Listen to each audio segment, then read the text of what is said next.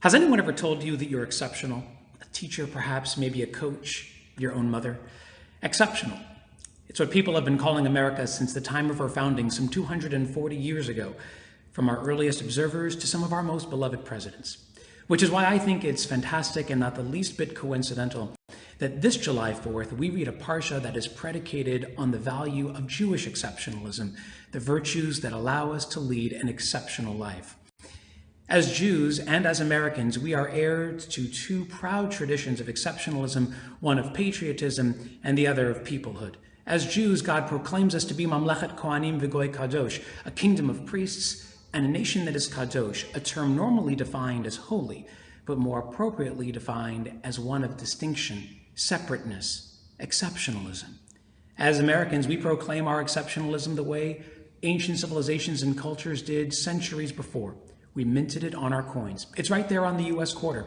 Liberty, in God we trust, e pluribus unum, three values that form the backbone of American exceptionalism, three principles that Dennis Prager has called the American Trinity, and three virtues that inform not just the way we see ourselves as Americans, but the way we identify as Jews.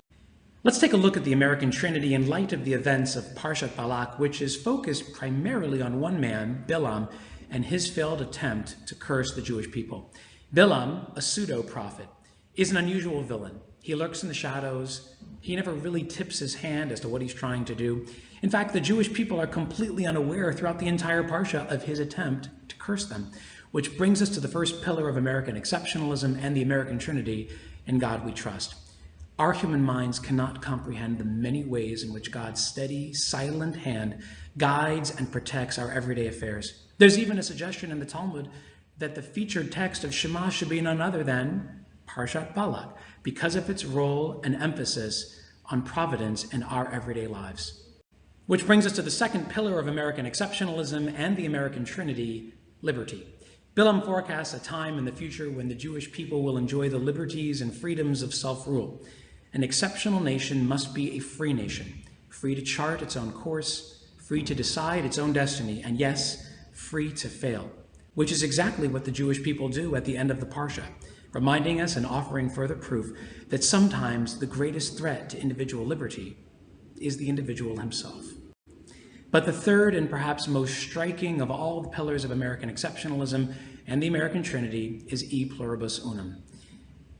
The most famous verse in the entire Parsha, uttered by Bilam, is Matovu ohalecha Yaakov, how good are the tents of Jacob, widely seen as a nod to the modesty of the Jewish people, whose tents did not face one another, thus providing maximum privacy, but could also be understood as a forerunner to the great American melting pot.